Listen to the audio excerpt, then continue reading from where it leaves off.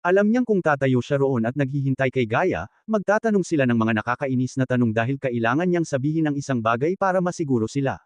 Mas madali para sa kanya na ipakita sa kanila ang kaya niyang gawin kaysa sabihin sa kanila. Ghost, dinala ko lahat ng hinihiling mo. Binigay ni Gaia ang mga halamang gamot kay Michael at isang furnace. Nakalimutan mong magsulat ng furnace, dito. I don't need one, napatulala si Hart at lahat ng tao sa hall sa sinabi niya. Ang tanga mo, paano mo balak ay concoct ang tableta na walang furnace? Ngumisi si Hart, walang ibang ipinakita ang kanyang mga mata at mukha kundi ang paghamak kay Michael. Ang furnace ay para sa mga baguhan, mas alamat ako pagdating sa alchemy. Napakawalandiya. Nakakamatay na titig si Hart at umupo sa sahig na naka-cross legs para simulan ang proseso. Tao, binilhan kita ng extra batch ng herbs, kung sakaling guluhin mo ito, bulong ni Gaia na walang nakakapansin bago pa man ipasok ni Michael ang isang maliit na vial sa mga kamay ni Gaia. Ilagay ito sa inumin ng mga guard. Ito ba ang iniisip ko? Evil Green na tanong ni Gaia habang tumango si Michael. Simulan na natin ha. Isang panunuya ang isinagot ni Hart at sa ilalim ng mausisa at nag-aalalang mga mata ng elders, si Michael ay gumawa ng apoy sa isang kamay at kinuha ang mga halamang gamot sa kabilang kamay. Sa tabi ni Michael, pinitik ni Hart ang kanyang palso habang ang isang hurno ay halos kasing laki ng isang palayok na luad na lumitaw sa kanyang harapan. Ang hurno ay may maraming kakaibang mga inscription na nakasulat sa paligid nito at nagbigay ng napakahiwagang pakiramdam. Sect Leader Claire, we should stay back, bulalas ni Elder Mark nang sumang-ayon sa kanya ang dalawa pang elder at umatras ng ilang hakbang kay Michael. Sa katunayan, ang pag-concoct ng tableta ay hindi isang biro ngunit isang napakahirap na proseso. Ang pangunahing kahirapan sa pag-concoct ng mga table tasks ay ang pagkontrol sa apoy. Iyon ang dahilan kung bakit halos lahat ng alchemist ay gagamit ng alchemy furnace para maiayos nila ang init na papunta sa tableta sa pamamagitan ng furnace.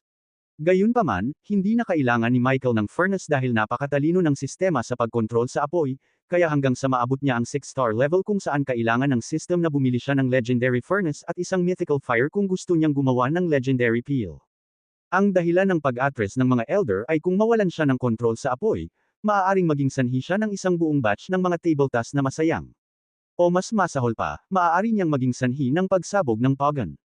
Sakaling sumabog ang furnace, gusto nilang iligtas si Sect Claire at ang kanilang mga sarili mula sa pagkasunog.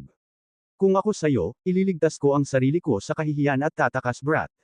Nilagyan niya ng kalasag ang kanyang sarili at tinutuya si Michael. Kung ako sa iyo, magsisimula na akong magmakaawa dahil papatayin kita ng masakit dahil sa bibig mo.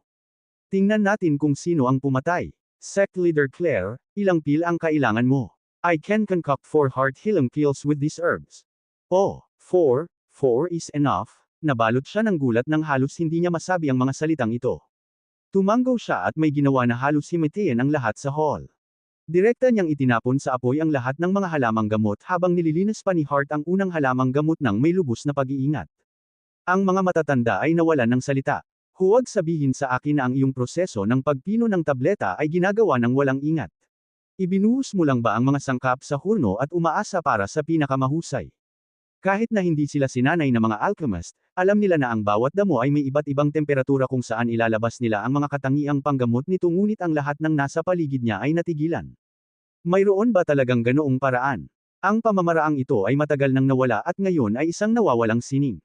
Maraming 5-star alchemist ang sinubukang bawiin ang pamamaraang ito, ngunit nasayang ang maraming sangkap sa kanilang nabigong pagtugis at nabigong magawa ang anuman. Seryosong nagsalita si Elder Miles sa mahinang boses. Nawala ang sining. May sistema ako. Gamit ang sistema, gagampanan ko ang Diyos sa mundong ito. Isa lamang itong sining sa pagpipino ng tableta, paano ito magiging hamon sa akin? Ang narcissistic na sarili ni Michael ay lumabas sa kanyang isipan at gusto niyang sabihin ng malakas ang mga salitang ito ngunit kinontrol niya ang sarili at nagkunwaring hindi narinig si Elder Mark. Kung hindi niya magawang kontrolin ang apoy, magreresulta ito sa isang pagsabog na sapat na upang patayin siya, muli, ibinulong ito ni Elder Miles sa kanyang mga kasamahan. Don't worry Kuya Miles, I can brew a potion or concoct a pill with a 100% success rate, casual na sagot ni Michael kay Elder Miles. No, concentrate on controlling the fire, sigaw ni Elder Miles at napaatras siya nang marinig niya itong nagsasalita dahil natatakot siyang mawalan siya ng kontrol sa apoy at magdulot ng pagsabog. Gusto kong makita kung hanggang kailan mo kayang panatilihin ang komedya na ito. Sa sandaling ito, sa wakas ay pinino ni Hart ang kanyang unang damo at tumugon kay Michael. Hindi na siya pinansin ni Michael at naramdaman niyang halos tapos na ang pagpino ng mga halamang gamot. Elder Miles, sa tingin mo kaya niya to? Ang ikatlong Elder na tinatawag na Reiner ay nagtanong kay Elder Miles dahil si Elder Miles lang ang may karanasan sa pagtuturo ng alchemy. He's a freak, we don't know what he's capable of, look at his cultivation level. Kaka-rating lang niya sa body refining stage level 1 nung nakilala namin siya pero tignan mo siya ngayon, umabot na siya sa level 5 in just 2 days. Hindi natin maaaring questionin ang kanyang mga kakayahan ngayon, para sa kapakanan ng ating pinuno ng sekta, dapat niyang pinakamahusay si Hart dito, sabi ni Elder Mark. Tumigil na kayo sa pag-ungol sa inyo, hindi niya ilalagay ang kanyang buhay sa linya kung hindi siya sigurado sa kanyang mga kakayahan, lumingon ang mga matatanda upang makita si Gaia na naglalakad palapit sa kanila na may pagmamalaki na parang may nagawang hindi kapanipaniwala. Nagulat ang dalawang matanda at si Claire nang marinig ang kanyang tono ngunit napabuntong hininga si Elder Mark. Baliwalain ang ugali niya, kaibigan ni Ghost ang babaeng ito. Sa panahon ng pag-uusap, natapos ni Hart ang pagpino sa pangalawang damo at mayroon lamang 6 na iba pa upang pinuhin. Haha, hanggang kailan ka magpapakatanga? Sabay-sabay mong itinapon sa apoy ang lahat ng mga halamang gamot, pipi ka talaga. Kahit gusto mong magpanggap, at least make it believable. Tinuro ni Hart ang gawin ni Michael at tumawa. Panoorin mo ito, sa pagkakataong ito ay ngumisi si Michael habang inilagay ang kamay sa ibabaw ng apoy. At nang iangat niya ang kanyang kamay, isa-isang lumutang mula sa apoy ang makukulay na makantab na butil. May 8 butil na lumulutang sa ibabaw ng apoy at hindi nagtagal, sinimulan niyang pagsamahin ang mga kwinta sa isang bowl ang laki ng kamao. Ito ay imposible. Upang pinuhin ang lahat ng mga halamang gamot ng sabay-sabay, kailangan mo ng ganap na kontrol sa apoy.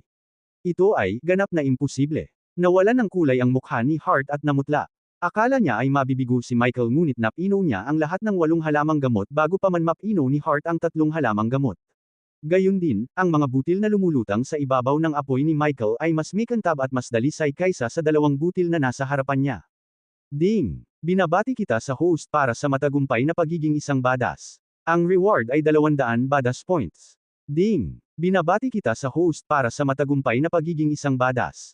Ang reward ay 200 badass points. Ding! Binabati kita sa host para sa matagumpay na pagiging isang badass. Ang reward ay 200 badass points. Tuldok tuldok tuldok. Ding! Nakapatay ang subordinate gaya ng yugto ng pagpapalakas ng katawan, level 3 cultivator. Ang gantimpala ay 15,000 puntos ng karanasan. Ang matamis na tunog ng notification bell ay nagsimulang tumunog sa kanyang isipan kaya napangiti siya. System, kukuha din ako ng experience points para sa mga pagpatay kay Gaia. Oo, ang host ay makakatanggap ng mga puntos ng karanasan para sa pagpatay sa mga subordinate ng host. Ilang puntos ang kailangan ko para gumaling siya? 3,000 puntos upang ayusin ang kanyang mga meridian, 20,000 puntos upang maibalik ang kanyang dating antas ng paglilinang. Inirerekomenda ng system ang host na pagalingin siya muli kapag ang nasasakupan ay umabot ng hindi bababa sa 75% na antas ng katapatan. Alam ko ang system na iyon, ngayon ay nagsasabi sa akin kung ano ang kanyang orihinal na antas ng paglilinang, alam mo ba, bago nila siya pailay. Core Formation Stage, Level 7. Whoa, she was a prodigy. Now I understand why she acts so arrogant and overbearing. Never mind, for now, I'll keep giving her the pills to keep her on a leash and increase her loyalty. Nang lumabas siya sa sistema, itinaas niya ang kanyang mga kamay habang ang malaking pilak na butil ay nahati sa 4 na maliliit na pildores na kasing laki ng kamao. Nakita ni Hart ang eksenang ito at nagsimulang manginig, lalo na nang makita niya ang sobrang dalisay na mga table tas. 70% purity. Holy shit! Nang lumabas ang mga salita sa bibig ni Gaia, ang mga elder, sect leader na si Claire, at Hart ay parang tinamaan sila ng kidlat. Ang unang dalawa ay hindi pa nakakita ng isang tabletang gawa ng isang 5-star na alchemist ngunit si Gaia ay kumain ng marami sa mga iyon upang mapahusay ang kanyang paglilinang, pagkatapos ng lahat, siya ay isang prinsesa. Imposible. Bumantong hininga si Hart at napaatras ng may 3 pildores na lumutang sa kamay ng sect leader at ang isa ay lumutang patungo kay Hart. Sa sandaling ito, ang 3 matatanda ay sumuko sa katahimikan. Bagamat hindi pa sila nakakita ng mga pildores na ganito kalinis, alam nila na ang mga pildores na nasa mga kamay ni Claire ay mas mataas sa kalidad dahil ang mga pildores ay naglalabas ng napakatamis na halimuyak at enerhiya ng arch. Nagsimulang magbulungan ang mga matatanda sa likod niya, siya ay isang 5-star alchemist. Natigilan sila sa hindi makapaniwala. Ang buong kontinente ay mayroon lamang isang maliit na bilang ng mga 5-star na alchemist. Ang paghahanap sa kanila ay hindi isang madaling gawain at kahit na makahanap sila ng isa, ang kanilang mga serbisyo ay hindi magiging mura. Dati, henyo lang ang tingin nila sa kanya pero ngayon, Tinuturing na nila siya bilang isang kabataang biniyayaan mismo ng mga Diyos. Kung maaabot niya ang antas na ito sa murang edad, nangangahulugan iyon na ang kanyang mga tagumpay sa hinaharap ay hindi mabilang. Hindi lang siya nag-cultivate sa napakalaking bilis kundi isa ring 5-star alchemist. Paano niya natutunan ang lahat ng ito? Hindi nila maiwasang mapatingin kay Gaia pagkatapos titigan si Michael. Akala nila kahit papaano ay maipaliwanag ni Gaia ang kanyang pinanggalingan ngunit mabilis itong nagkibit-balikat. Huwag mo akong tingnan, hindi ko alam na isa siyang freaking 5-star alchemist. Pero kaibigan ka niya, tanong ni Elder Mark. Kung tutuusin, hindi lang sila, maging si Gaia ay tuluyang natulala. Ang alchemy ay hindi madali, at iyon ay isang ganap na naiibang hamon kaysa sa paglilinang. Naisip niya na ang dahilan ng kanyang napakalaking bilis ng paglilinang ay dahil mayroon itong espesyal na uri ng katawan ngunit ngayon ay napagtanto niya na mayroon itong mas maraming sekreto kaysa sa inaakala niya. Inilihim ito ng bastardo. Ding! Binabati kita sa host para sa matagumpay na pagiging isang badass. Ang reward ay 200 badass points. Ding! Binabati kita sa host para sa matagumpay na pagiging isang badass. Ang reward ay 200 badass points. Tuldok. Ilang ingay na naman ang umalangaw sa kanyang ulo. A puny little 2-star alchemist, look, this is how the pill concocts by me, a 5-star alchemist would look like, nakangiting sabi ni Michael habang dahan-daang naglakad patungo kay Hart na tinatakot siya. Habang si Michael ay humakbang pasulong, napaatras si Hart sa gulat at kawalan ng pag-asa. Natigilan ang tatlong matanda ngunit dahan-daang lumundag ang kanilang isipan sa tuwa. Hindi na nila kailangan pang gamitin ang serbisyo ni Hart. Maaaring si Ghost ang kapalit niya, at syempre, maaaring hindi siya maningil para sa kanyang serbisyo kaya nababawasan ang gastos na kailangan nila sa paggawa ng mga tabletang nakapagpapagaling sa puso para kay Elder Sandra. Ang Sunrise Sect ngayon ay hindi lamang ang numero 1 henyo ng nakababatang henerasyon bilang kanilang alagad kundi isa ring 5-star alchemist. Ito ay napakabuti upang maging totoo. Agad na kumuha si Gaia ng isang tableta sa mga kamay ni Claire at siniyasat ito. Pagkaraan ng isang segundo, tumingin siya sa Elder at Claire. Oo, 70% pure ang pill na ito, sigurado ako. Hindi. Galit na galit si Hart, nakatingin kay Michael na puno ng puot sa mga mata. I didn't expect you to really concoct pills, you all decked me by hiding the fact that you have a alchemist. Dapat inisip mo ito bago tanggapin ang hamon, ngumisi siya. Ngayon, papatayin kita, gaya ng sinabi ko kanina, masakit. Paano niya ito hahayaang mabuhay pagkatapos ng paulit-ulit na pang-iinsulto sa kanya ni Hart? Ang mga ginawa ni Hart kanina ay hindi madaling mapatawad sa kanyang mga mata. Hahaha, biglang huminto sa paglalakad si Hart at tumawa ng baliw. Wag mo munang unahan. Hindi ko alam kung anong stunt ang hinayla mo gamit ang mga table tasks. Pero alam kong hindi mo ako mapapatay, body refining cultivator ka lang, I'm at the fucking body strengthening stage, I can crush you, guards. Nakatayo doon si Hart na umaasang darating ang kanyang mga gwardya anumang segundo na may masamang ngiti sa kanyang mukha. Gayunpaman, walang pumapasok sa loob ng bulwagan habang muling sumigaw si Hart. Mga guard, they are not coming, asshole, humakbang si Gaia at tumabi kay Michael na kinakalikot ang knife na binigay sa kanya. Nang tingnan ni Hart ang knife, bumilis ang tibok ng kanyang puso nang makita ang mga sariwang bahid ng dugo sa talam. Anong ginawa mo? A seductive smile and few flirty lines, that was all it took to make your guards drink my special tea. Hehehehe.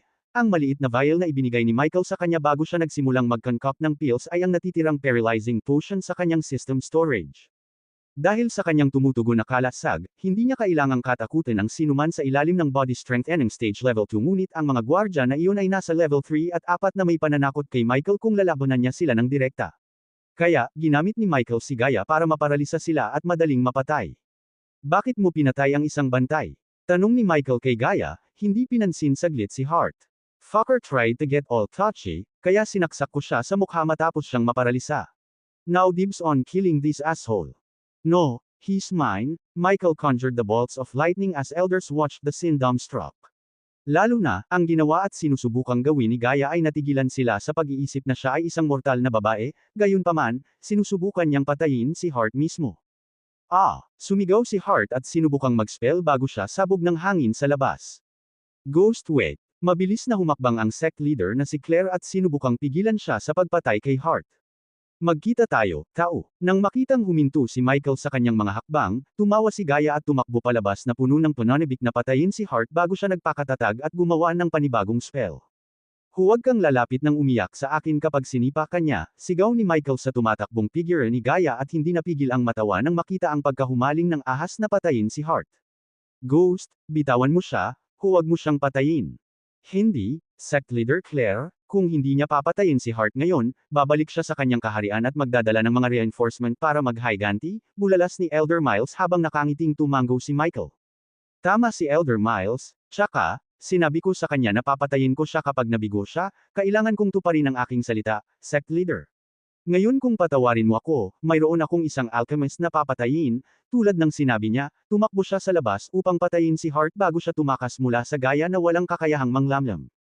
Ano, Terry mag-spells ka ngayon, hahaha, paglabas ni Michael, parang estatwa ang nakahiga sa lupa habang si Gaia ay tumatawa at sinisipa siya ng baliw. Anong ginawa mo sa akin?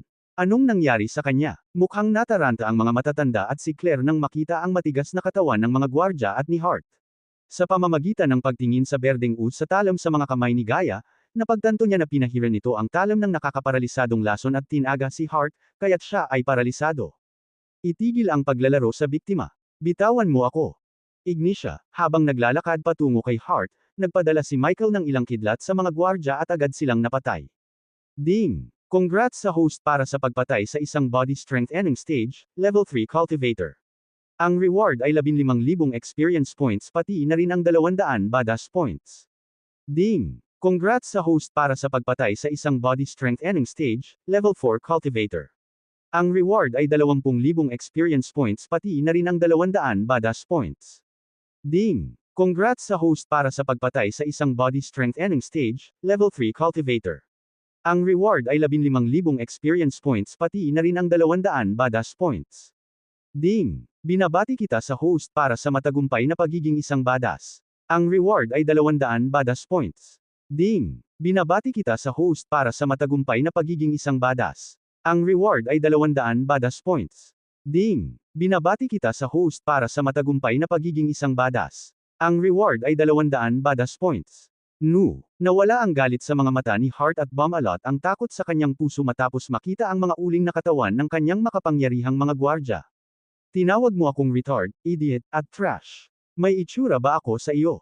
Beats. Ang electric hammer na ginawa ng mga kidlat sa paligid ng kanyang mga daliri ay tumama sa takot sa Diyos sa puso ni Hart. Maya-maya pa, kinurot ni Gaia ang kanyang ilong at nakita ang isang basang bilog na nabubuo sa ilalim ni Hart. Tao, naiihi yata siya, hihihi. Ang tawa nito ang nagpasigla sa takot at kahihiyan ni Hart habang nakayuko si Michael sa harapan niya.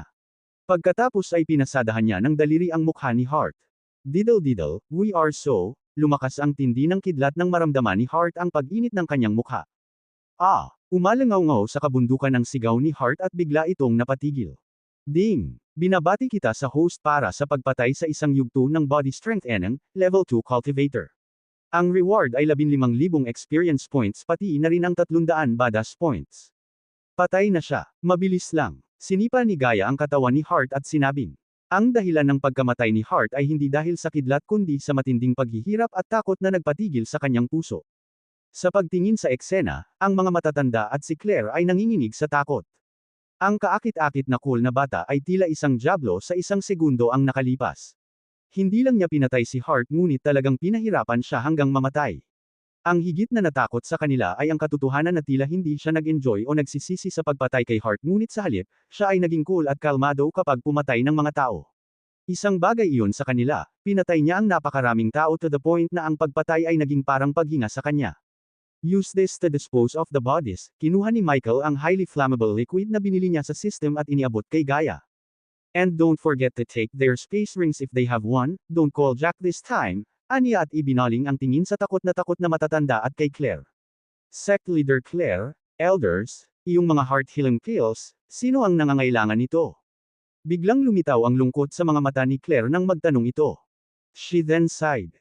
Sundan mo kami. Sa pangunguna ni Claire, nakarating sila sa isang bahay na katabi ng gusali kung saan nakilala nila si Hart.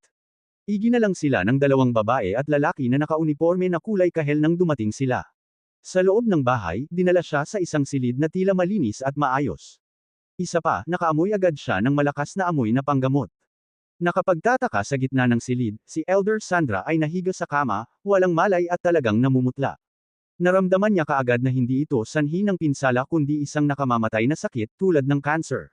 Gayunpaman, hindi tulad ng lupa, may kakayahan siyang gumawa ng mga table tasks para pagalingin si Elder Sandra.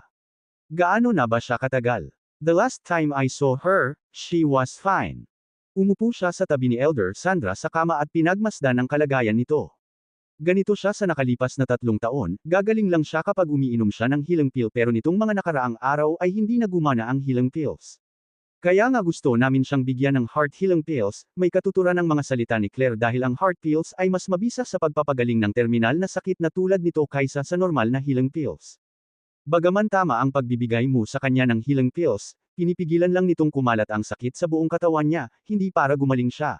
Sect Leader Claire, dapat noong una pa lang ay gumamit ka na ng heart healing pills, tapos na ang sakit ngayon.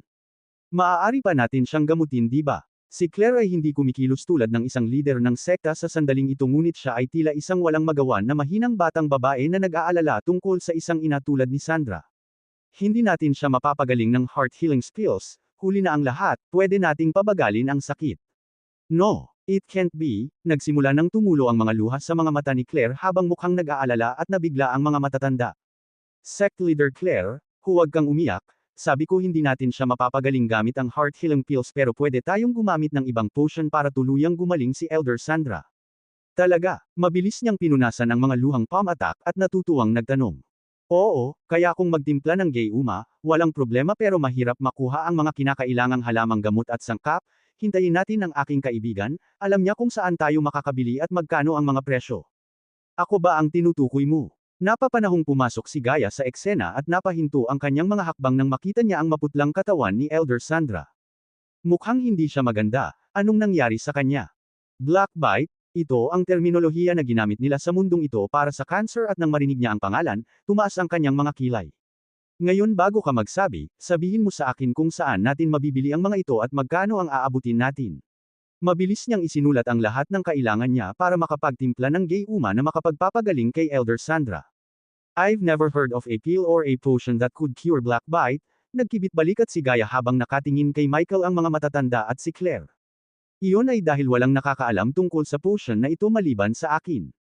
At anong potion yan? Dew of Angel Lotus, DAL for short. Walang nakaisip o hindi pa nakarinig ng ganyang Gayuma, kasama na si Gaia.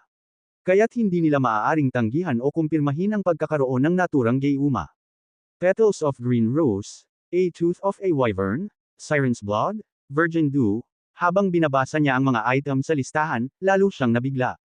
At kahit na hindi narinig ng mga matatanda o Claire ang ilan sa mga item sa listahan, sa pagtingin sa reaksyon ni Gaia, masasabi nila kung gaano kahirap makuha ang mga bagay na iyon. I know places where we can buy these items but it will not be cheap, you need a small fortune to buy all these. Agad na nagningning ang mga mata ni Claire nang marinig niya na sinabi ni Gaia na alam niya ang mga lugar kung saan makikita ang mga bagay, ngunit dumilim ang mga ito sa ilang sandali nang marinig ang huling bahagi. Paano, gaano kaliit? Dahan-daang tanong ni Elder Mark na parang natatakot na itanong ito. Something between 400,000 to 500,000 gold coins, ang sinabi ni Gaia ay natigilan sa lahat. Namutla ang ekspresyon ng mukha ni Claire, at nanginginig ang buong katawan. Oh my God, hihimatayin na ako. Tumabi si Elder Reiner at humawak sa dingding para pigilan ang pagbagsak ng kanyang katawan. Paano tayo kukuha ng ganyan kalaki? Ghost, iligtas mo siya. Matapos ang ilang saglit na pagtitig sa isa't isa, nilunok ni Claire ang pag-aalinlangan at pumunta sa harapan ni Michael, nagmamakaawang nagtatanong. Hinawakan niya ang mga kamay nito habang tumutulo ang mga luha sa kanyang mga mata. Leader ng sekta Claire, ang biglaang pagkilos niyang ito ay talagang natulala sa kanya. Magtitimpla ako ng Gayuma para kay Elder Sandra ngunit wala talaga akong kalahating milyong gintong barya sa aking pitaka, hindi na siya umupo sa tabi ni Kuya Sandra ngunit agad siyang tumayo.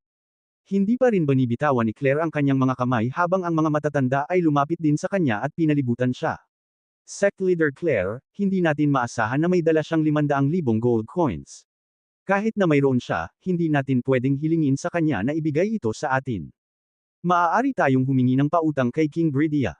At saka, kung maibebenta natin ang natitira nating lupain, baka makakuha pa tayo ng 60,000 gold coins. Ang bawat elder ay nagsasalita ng kanilang mga isipan at lahat sila ay gustong iligtas si Elder Sandra kahit na ano pa ang halaga, ito ay nagpakita kay Michael ng ugnayan nila sa pagitan nila.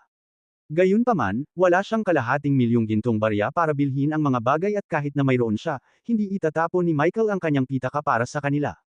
Ang pagliligtas sa mga nakaligtas sa nayo ng Rosewood ay ibang bagay dahil kailangan lang niyang bumili ng ilang mga upgrade na palaging magiging tulong sa kanya sa hinaharap. Maaaring natulungan niya sila kung mayroon siyang daan-daang milyong gintong barya ngunit sa kasalukuyan, mayroon lamang siyang 75,000 na gintong barya. Bukod pa rito, ang 500,000 gintong barya ay katumbas ng 2,500 badass points na mas mahalaga sa kanya kaysa sa kaligtasan ni Elder Sandra. Ding! Naka-unlock ang base ng operation feature. Ano ang? Nakarinig siya ng ingay na kasing lakas ng kampana ng simbahan sa loob ng kanyang ulo at agad na dinala sa interface ng system. Isang bagong window na hindi pa niya nakita sa sistema ang lumitaw sa kanyang harapan. Maaari nang tanggapin ng host ang Sunrise Sect bilang base of operation niya. Pansarang panalikop. Gusto ba ng host na ang Sunrise Sect ang maging base of operation niya? Teka, ano itong base of operations feature? Ipaliwanag mo ang iyong sarili system, bago mo ako hilingin na gawin ang anumang bagay. Ang base of operations ay isang katulad na function sa subordinate feature. Ang host ay maaaring makakuha ng isang buong organisasyon bilang kanyang base of operation. What's in it for me? Kahit hindi jackpot si Gaia, she had proven her worth by giving me some valuable intel, and also, she's keeping me entertained. Ano ang maibibigay sa akin ng isang tinanggihang lugar tulad ng Sunrise Sect? Nakagawa na ako ng malaking pabor sa kanila sa pamamagitan ng pagsali sa kanila. Kapag tumaas ang status at legend ng base ng operasyon, makakatanggap ang host ng badass points. Ang kanyang pagtutol na gawing base ng operasyon ang Sunrise Sect ay bahagyang nag-alinlangan matapos niyang marinig ang sistema. Parang nakatanggap ako ng experience points sa pagpatay kay Gaia. Ang anumang mga aksyon tulad ng mga pagpatay na ginawa ng mga subordinate ay maaari lamang magbigay ng mga puntos ng karanasan sa host, hindi mga badass na puntos. Ang base of operation ay maaaring magbigay sa host ng parehong experience at badass na puntos. Mas mataas na antas ang base of operation, mas maraming puntos ang ibibigay sa host. Ilang puntos ang pinag-uusapan natin. Depende yan sa level ng base of operations. Sigurado siyang may bahid ng iritasyon sa robotic voice ng system. Ang pinakamababang antas ng base ng mga operasyon ay maaaring magbigay sa host ng 50 badass point at 500 experience point para sa isang linggo. Ang pinakamataas na antas, pambukas na panalikop tuldok pansarang panalikop. Walang tugon mula sa sistema sa kanyang huling tanong habang nagsimula siyang mag-isip tungkol sa paggawa ng Sunrise Sect na kanyang base of operations. Sabihin mo sa akin, maaari akong magkaroon ng higit sa isang base ng mga operasyon. Oo, system, bakit ngayon pa? I mean 3 araw na akong nandito at wala ka pang sinabi na gawing base of operations ang Sunrise Sect. May 3 pangunahing kinakailangan na dapat matugunan para sa isang organisasyon na maging base of operation ng host. Dapat nakadepende sa host ang kaligtasan ng organisasyon. Ang bawat miyembro ng organisasyon ay dapat na mas mahina kaysa sa host. Ang pinuno ng organisasyon ay dapat na hindi bababa sa 60% na katapatan sa host. Mukhang nag-iwan ng marka sa puso ng dalaga ang pagpatay ko kay Hart, hehe, so easy. Sige, system, gagawin ko ang panganib na ito at tatanggapin ko ang Sunrise Sect na aking unang base ng operations. Ding! Congratulations sa host, ang Sunrise Sect na ngayon ang host's base of operation. Base ng operasyon, ang Sunrise Sect. Kasalukuyang pinuno, Claire Marigold. Antas, 1. Utang, 450,000 gold coins. Bilang ng mga miyembro, 34. Katayuan, tinanggihan. Alamat, 01,000, bastos na lumang sekta. System, ano itong alamat, at ano ang halaga ng utang na iyon? Ang alamat ay isang uri ng mga punto ng pagsusuri ng base of operation. Dapat maabot ng BOP ang limitasyon ng mga puntos upang i-upgrade ito sa susunod na antas. Para sa iyong pangalawang tanong, ang kasalukuyang pinuno ay maaaring magbigay sa iyo ng sagot. Hindi man lang hinintay ng system na isara niya ang interface ngunit itinapon siya palabas. Fuck! Minumura niya ang sistema sa kanyang isipan at nagpatuloy ang eksenang nasa harapan niya. Sect Leader Claire, Elders, may ideya akong makakuha ng 500,000 gold coins. Gawin mo. Bakas sa mukha ni Elder Mark ang pagtataka. I'm going to create an alchemy enterprise, mahinahon niyang sabi ngunit sa isip niya, excited siyang gumawa ng isang bagay na napakalaki sa salitang ito at sa wakas ay magsimulang kumita ng mga totoong barya. Ano ang silbi ng pagiging 5-star alchemist kung hindi siya yumaman? Slow your horse, ho. Ghost, we need to talk.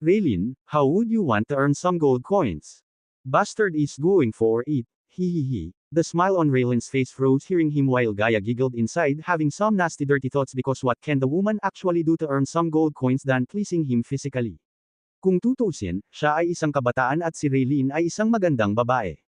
Young Master, nanginginig ang katawan ni Raylene nang mapansin agad ni Michael na iba ang iniisip niya. Soon, I'm planning to open up a few shops, and I'd like you to come and work for me as a cook, Raylene. Oh, isang maikling tili at malalim na paghinga ang pinakawala ni Raylene habang nakakunot ang noo ni Gaia. Sabihin mo sa akin mamaya kung ano ang iniisip mo, Raylene. Yes, young master, I will work for you. Nakahinga si Raylene nang mapagtantong hindi niya ito hihilingin na maging mistress niya dahil karaniwan ng magkaroon ng maraming mistress ang isang makapangyarihang kabataang tulad niya. Good, now go and take care of Cindy, we'll eat later. Tumango si Raylene at tumakbo pabalik sa loob ng bahay para ibalik ang tray at baso. Ilang minuto pagkaalis ni Raylene, bumulusok sina Gaia at Michael sa komportableng sofa para pag-usapan ang kanilang mga plano para bukas. Sasabihin mo ba sa akin? Nagdududang tanong ni Gaia. Sabihin mo kung ano. Ano ang dahilan kung bakit biglang nagbago ang isip mo at tinulungan mo ang matandang iyon? Nakita kita, tao, magtitimpla ka sana ng gayuma para gamutin ang matandang babae ng libre, ngunit wala kang balak na ikaw mismo ang bumili ng mga gamit, noong una. Pero nakita kong nagbago ang isip mo sa loob ng ilang segundo, kaya itatanong ko ulit, ano ang nagpabago ng isip mo sa mga ilang segundong iyon? Hindi ka ba makapaniwala na mabait akong tao? Natawa siya dito habang nililibot niya ang kanyang mga mata. You're far from a good guy, human. I know you're kind, the kind who do good here and there when there's no harm but would not raise a finger if you have to lose something or face serious consequences. You're just a borderline villain, human, not a good guy as you made those old bastards believe. Walang pag-aalinlangan na sabi ni Gaia at tumpak na natukoy ang kanyang pagkatao. Siya ay may higit na pagkakatulad kaysa sa gusto nilang aminin. Bakit may pakialam ka pa rin? Bagamat ayaw kong aminin, ang aking kaligtasan ay nakasalalay sa iyo at sa mga table tasks na mayroon ka. Kaya't hindi ko nais na mapatay ka habang sinusubukang maging bayani. Gusto mo talagang malaman ang sagot? Humiga siya sa sofa at nagtanong. Oo, una, sagutin mo ang tanong ko, ano ba talaga ang gusto mo sa buhay mo? Bahagya siyang napaatras sa gulat ngunit alam niyang kailangan niya itong sagutin kung gusto niya ng sagot mula rito. Ako, gusto ko ang trono ng Nagaland. Let's just say, you will get the throne, tapos ano? Hindi niya alam kung saan ito pupunta pero nagpasya siyang makipaglaro sa kanya. Pagkatapos ay mamamahala ako sa Nagaland sa loob ng ilang dekada at tatango sa malungkot na mga bundok upang maabot ang mas mataas na antas sa paglilinang. Ang malungkot na bundok ay isang lugar kung saan patungo ang mga magsasaka upang pumasok sa liblib na paglilinang sa loob ng mga dekada o kahit na siglo. Ang malupit na malamig na kapaligiran ng bundok ay magtutulak sa mga magsasaka sa kanilang limitasyon at gagawin silang makapasok sa mas mataas na antas ng paglilinang. Siyempre marami ang mamamatay sa malamig na kabundukan at ang mga cold-hearted, gayon din ang mga mahuhusay na magsasaka, ay pipiliin na pumunta sa bundok na iniiwan ang lahat ng ugnayan sa labas ng mundo tulad ng kayamanan, katayuan sa lipunan, at iba pa. Sa mundo ng paglilinang, mas mataas ang antas ng paglilinang ng isang tao, mas mataas ang haba ng buhay. Kaya maraming makapangyarihang magsasaka ang nakakita sa kanilang mga mahal sa buhay na namatay sa paglipas ng panahon ngunit sila ay patuloy na mabubuhay dahil sa kanilang antas ng paglilinang. Ito ay kadalasang nagdulot sa kanila ng matinding ugnayan sa labas ng mundo at nawala ng interes sa mga mortal na kasiyahan tulad ng seks, pera, at kapangyarihan pagkatapos ng isang punto at ganap na tumutuon sa pag-abot sa immortalidad upang galugarin ang universo sa labas. Alam mo ba kung ano ang gusto kong gawin sa buhay ko? Gusto kong pamunuan ang mundong ito, kontrolin ang lahat, tamasahin ang lahat ng iniaalok ng mundong ito, ang kanyang mga salita ay nagpahayag ng kanyang ambisyon at ikinagulat ni Gaia. Huwag kang maging isang hanggal na tao, mayroon kang talento. Kung papasok ka sa malungkot na bundok at linangin sa loob ng ilang siglo, maaabot mo ang kawalang kamatayan. Ngumisi si Michael, para saan pa ang kawalang kamatayan kung hindi ko man lang matamasa ang mga simpleng kasiyahan. Mas gugustuhin ko pang mabuhay ng 50 taon na masaya sa aking buhay kaysa maupo sa malamig na kuweba na naglilinang sa pag-asang maabot ang immortalidad. Sa sistema bilang kanyang lihim na kasama, nasa isip ni Michael ang resolusyon na maabot ang immortalidad ngunit hindi tulad ng mga tipikal na magsasaka, hindi niya puputulan ang kanyang relasyon sa labas ng mundo o titigil sa pagtamasa ng makamundong kasiyahan. Kaya kailangan ko ng isang lugar na angkop para sa isang lalaking tulad ko, ang lugar na iyon ay ang Sunrise Sect. Maaari mong isipin ang lugar na ito bilang isang lugar kung saan ako magsisimulang kontrolin ang iba pang bahagi ng mundo. Seryoso ka? Gulat na tanong niya sa nanginginig na boses. Kung ang mga salitang ito ay sinabi ng ibang tao, tatawanan na niya ang kanyang puwet ngunit pagdating sa kanya, hindi niya mapabayaan ang anumang bagay. Gayunpaman, mas marami na siyang tanong kaysa sagot. Sabihin mo sa akin, bakit ito ang napiling lugar? Sa mga malalaking sekta, isa na lang akong kababalaghan, isa pang balahibo sa kanilang sombrero ngunit narito, hindi niya natapos ang kanyang pangungusap ngunit humiga at ipinatong ang kanyang binti sa kabila at umupo na parang hari. Ding! Binabati kita sa host para sa matagumpay na pagiging isang badass. Ang reward ay 200 badass points. Kung tutulungan mo akong makamit ang aking mga pangarap, hindi lang kita pagagalingan at ibibigay sa iyo ang trono ng Nagaland na inaasam mo kundi tutulungan din kitang maabot ang immortalidad. Malalaking salita na nagmumula sa isang lalaki na nasa yugto pa lamang ng pagpino ng katawan. Ilang araw na ang nakalipas, akala mo wala ka ng pagkakataong buhayin ang mga nasirang meridian mo pero napatunayan kung mali ka. Ilang minuto ang nakalipas, akala mo walang makakaabot ng 70% na purity sa alchemy, again I proved you wrong, so tell me Gaia, you really think I can't do everything that I said I can? Alam niyang tama siya sa lahat ng bagay at sa kaibuturan ng kanyang isipan, na baligtad na ang mundong ito. Kaya't nagpasya siyang manatili sa kanya at tulungan siya habang umaani ng ilang matamis na gantimpala tulad ng mga pildores na makapagpapagaling sa kanyang mga meridian pati na rin ang mga table tasks at potion na iluluto niya na may 70% na kadalisayan na makakatulong sa kanya sa paglilinang. First you have to help me out here human, give me some pills to get my cultivation back, tapos matutulungan talaga kita. You know get my juice back, she clenched her fist and punched the air frantically. Gayunpaman, hindi siya ikinagulat ng kanyang mga aksyon dahil inaasahan niyang hihingi siya ng higit pang healing pills. Nais niyang humingi ito ng higit pang mga table tasks upang maisakatuparan niya ang planong gawing tapat ito sa kanya. First, I need to check your meridian, pagsisinungaling niya with a straight face and controlled his urge to laugh. Paano mo gagawin iyon? Nang makita siyang tumayo at papalapit sa kanya, bumalik siya sa sofa at nagtanong. May halong pagdududa ang mukha niya. Bumalik ka at umubo. Ha, do as I say, turn back and cough. Tinitigan siya nito ng ilang segundo na naguguluhan sa punto kung bakit niya ito pinapagawa pero tumalikod siya at umubo sa sinabi nito. Ubo. Ngayon huminga at huminga. Hoy! She wiggled and shouted nang maramdaman ang kamay nito sa likod niya. Don't be a baby, gusto mo i-check ko ang mga meridian mo o ano? Tumawa siya sa loob at sinabing. Just get it over with fast, and FYI, the last fucker who tried to touch me ended up being burning alive, hindi niya ito pinansin at pinaikot-ikot ang kamay nito sa likod niya ng ilang segundo bago ito binitawan. System, ilang pil ang kailangan kong ibigay sa kanya para gumaling ang mga meridian niya. 50 na table tasks. Mayroon ka bang hindi gaanong epektibong tableta? Gusto kong maniwala siya na kaya ko siyang pagalingin pero ayoko siyang pagalingin bago siya maging mas loyal sa akin. Murang tier na revitalizing pills. Great, magkano? 500 pill bottle ay 500 badass points. Ang tableta ay pansamantalang magbibigay daan sa kanya na maramdaman ang kanyang mga meridian at lumikha ng isang ilusyon ng pag-aayos ng mga meridian. That should do the trick. Ang sistemang bibilhin ko ang bote. Paglabas sa sistema, napabuntong hininga siya nang mabilis na naging malungkot ang mukha ni Gaia. Ano ba? Mapapagaling pa naman ako diba? Sumeryoso din ang mukha niya at sinabing. Oo, ngunit ang iyong mga meridian ay nasa masamang kalagayan pa rin. Kailangan naming maingat na tretuhin ang iyong mga meridian, anumang maliit na pagkakamali ay permanenteng sisira sa kanila at papatayin ka. Fuck. Tell me you and your pills can fix this. Nanginginig ang mga kamay niya at nawala lahat ng kulay ng mukha niya sa sobrang takot. Ito ang unang pagkakataon na nakita niya ito ng ganito Katekot. I thought my pills alone can cure you eventually but now that I look closer I realized that I have to concoct another batch of pills, different than what I previously gave you, it's very hard to concoct the new pills, parang nag-aalala ang boses nito at nang tingnan niya ang mukha nito ay mas lalo pang lumakas ang takot niya habang mahigpit na nakakuyom ang mga kamay nito. Human, please heal me. I don't want to be crippled forever, pagmamakaawa nito sa kanya. Don't worry I'll do my best to heal you, tutal katulong naman kita diba?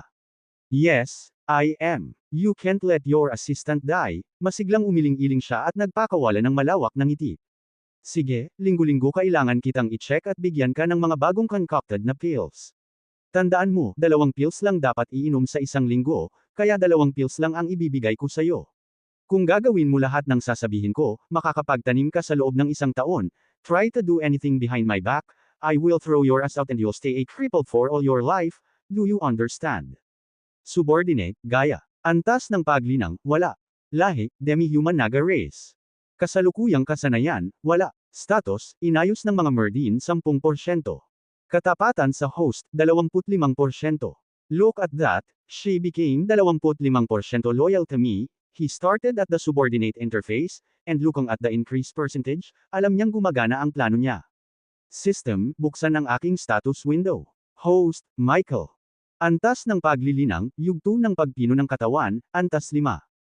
Mga puntos sa karanasan, 65,300,000. Badass points, 7,000. Mga kasanayan at spells, sabog ng hangin 2 Latvian Lats. Tumutugon na shield 2 Latvian Lats. Pag-scan sa kapaligiran 1 Latvian Lats. Ignition 1 Latvian Lats. Lightning Dash 1 Latvian Lats. Energy Devo over 1 Latvian Lats. Trabaho, disipulo ng Sunrise Sect. Katayuan, malusog. Mga layunin, kontrolin ang mundo. Function ng utility, Banker 2 Latvian Lats, ratio 1,000 gold coins, 5 badass point S. Espesyal na katangian, 5 star alchemist. Subordinate, gaya, loyalty level 25%. Base ng operasyon, Sunrise Sect. Mukhang nagbago ang goal ko, dati ang goal niya ay, the strongest predator in the world, at ngayon ay naging control the world. Malinaw na ang isa ay kailangang maging pinakamalakas upang kontrolin ang mundo. Kaya bilang kanyang unang hakbang upang kontrolin ang mundo, nagpasya siyang mag-set up ng isang imperyo ng mga negosyo ng tableta upang lumikha ng isang tuloy-tuloy na daloy ng kita. Sa kasalukuyang antas ng system, maaari niyang gawing badass point ang mga gold coin ngunit hindi ang kabaligtaran. Dahil hindi niya magagamit ang mga puntos ng badass kahit saan maliban sa system at ang mga gintong barya ay ang universal na pera sa mundong ito, pinili niyang kumita ng ilang mga barya. Sa isang magaspang na plano sa kanyang isipan, lumabas siya sa sistema at nakitang malinis na dinidilaan ni Gaia ang mangkok ng sinigang. Huwag mong kainin ang mangkok. Bastos ka. Pagmumura niya habang patuloy na pinupulot ang mga butil ng bigas sa ilalim ng mangkok at inilagay sa kanyang bibig. Tara, alis na tayo. Kailangan nating pumili ng angkop na lugar para itayo ang aking tindahan. Pero 3 mangkok lang ang kinain ko. Oo, kumain siya ng 3 mangkok ng lugaw at ipinakita kay Michael na medyo malaki ang gana niya. Hindi na niya kailangang kumain ng ganito karami kung kaya niyang magtanim dahil ang enerhiya ng Arch ay magpapakain sa kanyang katawan ngunit hindi ito ang kaso, kaya kailangan niyang kumain ng marami para mapanatiling gumagana ang kanyang katawan. Gayun din, nadagdagan ang enerhiya ni Raylene sa pagluluto ng mga talento sa pagluluto ni Michael at nadagdagan ang mga sangkap ni Michael sa pagluluto ng Archlena, ilang beses. Kung patuloy kang kumakain ng ganito, tataba ka, sa sandaling kumawala ang mga salitang ito sa bibig niya, lumabas din ang pagkain sa bibig ni Gaia habang umuubos siya. Anong sabi mo? Nakita niyang namumula ang mukha nito sa galit at napagtanto niya na kahit sa mundong ito, ayaw ng mga babae na tawaging mataba. Narinig mo ako, nakikita ng isa ang mga buga ng usok na lumalabas sa kanyang mga tainga at butas ng ilong kung titingnan ito ng malapitan ngunit bigla siyang natawa. Ha, nagulat siya nang biglang tumawa. Sige kakagatan ko bakit ka tumatawa. Patuloy pa rin siya sa pagtawa at makalipas ang ilang segundo, tumigil siya at tumingin sa kanya. Kahit na ang lahat ng talent mo, dahil sa bibig mo, mamamatay ka na bilang isang birhen, huminto siya saglit at saka nagsalita. Maliban kung binayaran mo ang isang babae na gawin mo, hahaha. Now this time, nagulat si Gaia nang makita siyang humagalpak ng tawa. Bakit ka tumatawa? Basta, kahit magbayad ka, walang gagawa sa'yo, pangit. Hahaha, great comeback, hahaha. Umalangaw-ngaw ang tawa nilang dalawa sa buong bahay at pareho silang nakakapreskong tumawa ng ganito pagkatapos ng mahabang panahon. Asterisk.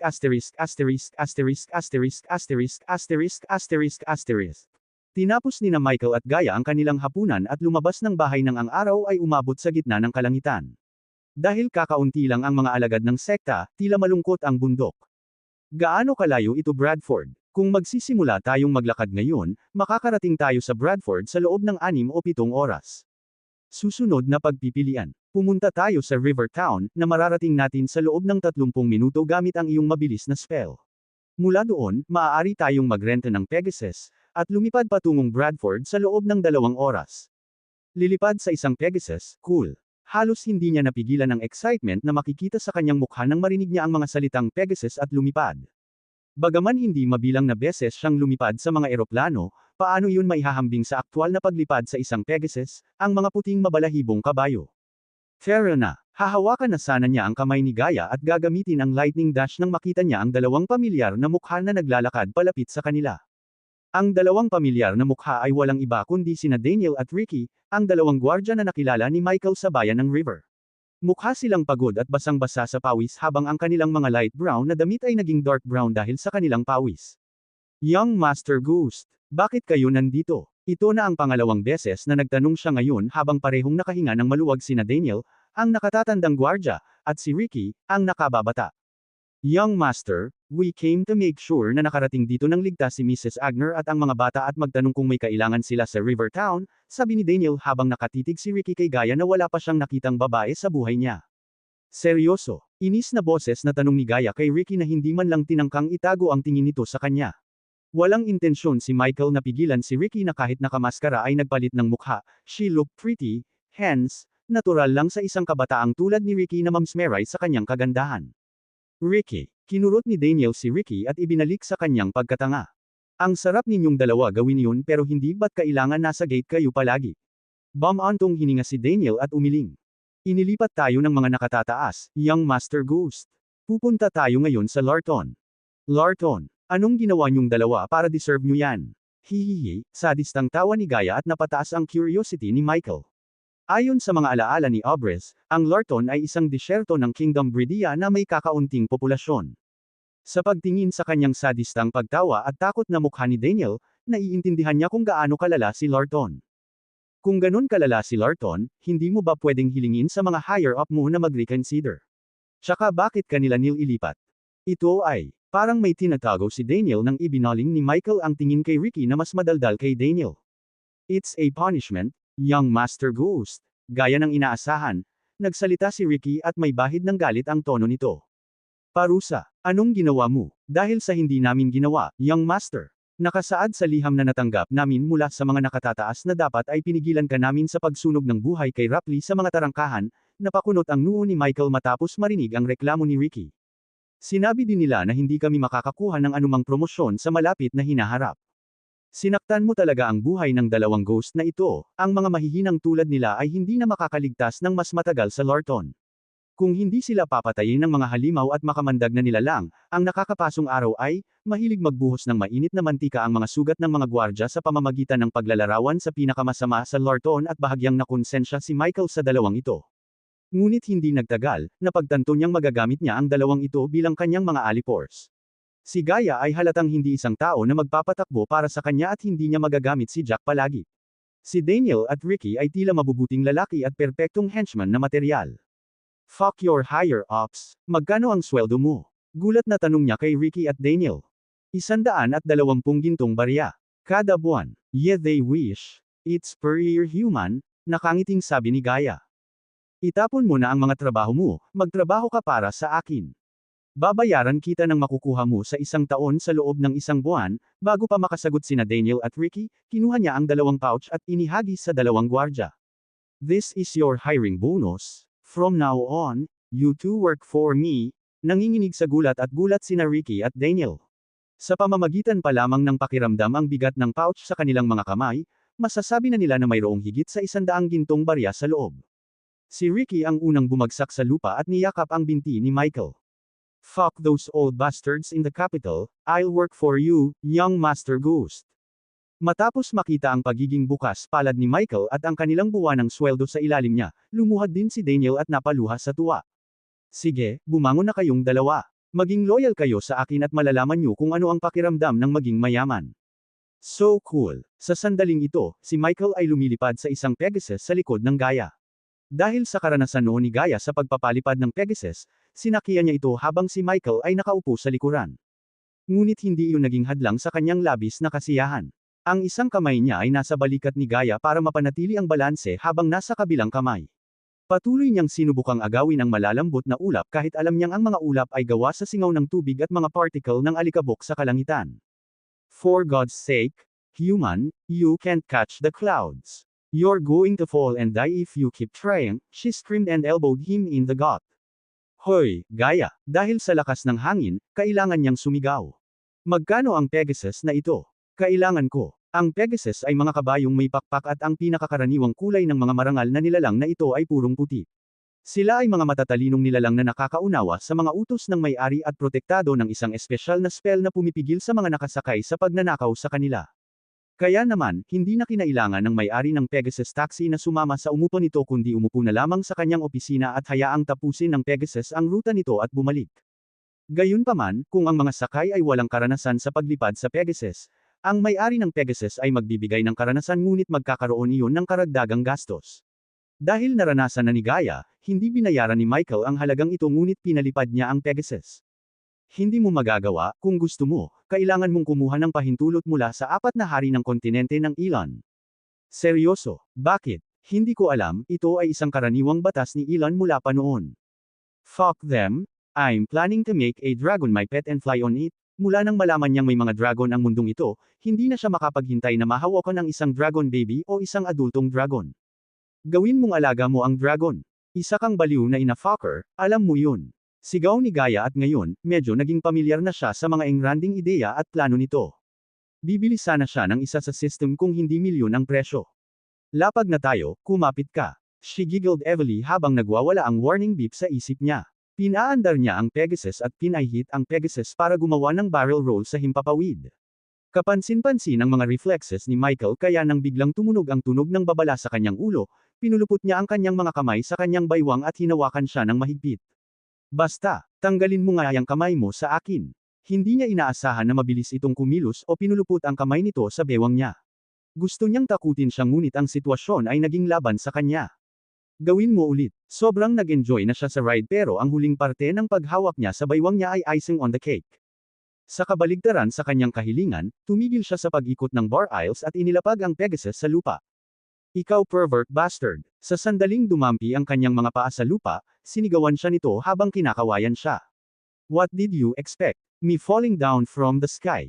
Just be glad that held onto your waist. Mabilis niyang tinakpan ang dibdib niya na parang hubot-hubad nang tumingin siya sa tinitingnan nito. Nay, bumantong hininga ang Pegasus sa tabi nila at umalis na iniwan sila sa labas ng palengke. Itinayo sa liwanag na bahagi ng Bridia, ang Bradford ay isang bayan na pinamumunuan ni Baron Totamp. Ang bayang ito ay hindi aksidenteng itinayo ng bundok, dahil mayroon itong ancestral grounds, na napakahalaga sa mga tao ng Bradford at sa tagumpay nito. Ang bayan mismo ay mukhang kahanga-hanga. Dahil sa mga bubong na gawa sa spruce, limestone wall, at tahimik na bulubundukin, ang Bradford ay nagkaroon ng magandang kapaligiran. Ang Bradford ay nagkaroon ng umuunlad na ekonomiya, na pangunahing sinusuportahan ng pagmimina, pagluluto sa hurno, at paggawa ng alak. Ngunit ang kanilang pinakamalaking lakas ay ang dahilan para narito si Michael, ang alchemy. Sa kabila ng mga kalakasan at kahinaan nito, malamang napatungo si Bradford sa isang magandang kinabukasan sa ilalim ng pamumuno ni Baron Totamp. Ngunit ito ay nananatiling makikita. Sa kabila ng kanilang magaspang na paglapag, hindi pinansin ng mga tao sina Gaia at Michael habang patuloy sila sa kanilang ginagawa. Kung ikukumpara sa bayan ng River, ang mga tao sa paligid ni Michael ay tila malusog at malinis. Karamihan sa mga babae ay nakasuot ng kahit isang hiyas sa kanilang katawan at paminsan-minsan, nakikita niya ang mga kababaihan na may mga armadong escort, marangyang alahas, at nakasuot ng mag-agarang damit.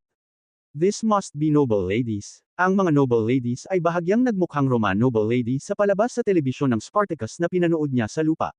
Malinaw, si Michael ay tumagal ng ilang mapayapang minuto upang tamasahin ang mga maiinit na babae at babae sa mga lansangan na ikinabigo ni Gaia dahil hindi siya tumingin sa kanya na parang tinatitigan niya ngayon ang mga marangal na kababaihan. Lilipat na ba tayo? O kailangan mo pa ng isang oras para tapusin ang aibanging nila? Itinaas niya ang kanyang mga tainga at pinutol ang kanyang mga mata sa pagpipista sa mga dilag. Sa mataong mga lansangan ng Bradford, pareho silang dumaan sa maraming food stall, panaderia, at iba't ibang tindahan. Para sa isang segundo, naramdaman niyang bumalik siya sa mga lansangan ng Los Angeles pabalik sa lupa. Wow, dalawa lang ang tindahan ng alchemy. Matapos suriin ang lahat ng mga tindahan sa magkabilang gilid ng kalye, napagtanto ni Michael na ang Bradford ay mayroon lamang 2 tindahan ng alchemy na pagmamay-ari ng 2 at isang store na alchemist. Siyempre, hindi mga alchemist ang shopkeeper sa mga store na iyon kundi mga tindera lang. Hoy, tingnan mo, binibenta ang gusaling ito. Lumapit sila ni Gaia sa isang bagong gawang gusali sa tabi ng isang panaderia at alahas. Ang gusali ay may 2 palapag at malalaking salamin na bintana na halos gawing transparent ang loob ng gusali. Magandang kondisyon at lokasyon. Dahil sa mga alahas, mabilis tayong nakakakuha ng atensyon ng mga maharlika, halika at puntahan natin ang may-ari ng gusali. Oy, si Ghost ba yon? Oo, parang siya. Sino yung babaeng kasama niya? Pwede ba tayong magpa-autograph? Nang makitang huminto si Michael, nakilala siya ng ilang tao sa karamihan. Ang mga taong nakakita sa kanya ay tumigil, at patuloy na pinagmamasdan siya mula sa malayo. Pumasok siya sa pinto at nakita niya ang isang lalaking kalbo na nakasuot ng gintong damit na nakaupo sa medyo walang laman na gusali. Siya ay nagmumuni-muni at naririnig ang mga yabag, binuksan niya ang kanyang mga mata. Paano ko kayo matutulungan? I saw the sign outside. I'd like to buy this building. State your price. Tumayo ang lalaki at hinimas saglit ang kanyang ahit na baba. Bata, hindi mura ang presyo ko. Patawarin mo ako sa pagiging mapurol pero ikaw o ang kaibigan mo dito ay parang hindi masyadong mayaman para sa akin, dahil sinabi ni Gaya sa pinakamaraming halaga, ang isang gusali ay nagkakahalaga ng 25,000 gold coins kaya't hindi niya kailangang mag-alala tungkol sa halaga dahil mayroon siyang 30,000 gold coins plus 10,000 gold coins na nakuha niya mula sa space ring ni Hart.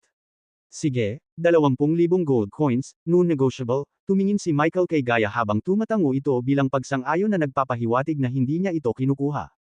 Itinayo ng tindera ang tindahang ito gamit ang karamihan sa kanyang naipon upang magbukas ng negosyong hiyas. Ngunit naging ama ang kanyang anak at hinimok siya ng kanyang asawa na iwanan si Bridia upang manirahan kasama ang kanyang anak.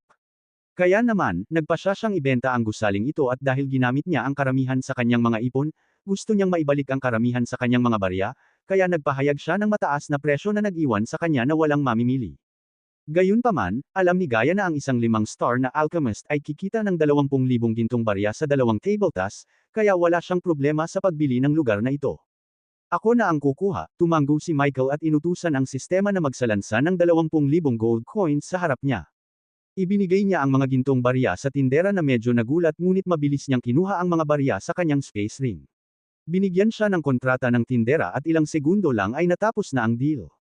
Ngayon may building tayo, mamili tayo ng mga sangkap ng tableta. Matagumpay na nabili ang gusali para i-set up ang kanilang negosyong alchemy, muling namasyal sina Michael at Gaya sa Bradford.